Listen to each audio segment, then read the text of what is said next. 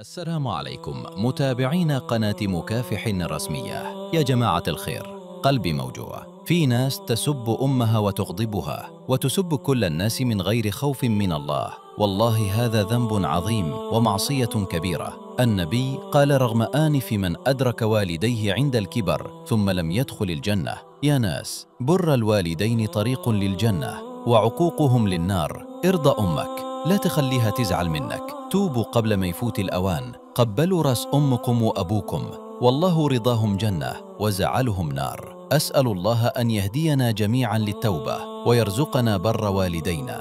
موضة النحلة يا ابني. اونيك امك يا اخي الشرموطه، يلا ولا كلمه ولا كلمه ولا كلمه، يلا يلا كلمه لامك، كلمه لامك، كلمه لامك، كلمه لامك، كلمه لامك. امي سد امك، امي سد امي. يحفظ. والله يا ابن اليحفظ، لو عندي البي سي الان يك امك، يك امك، يك امك.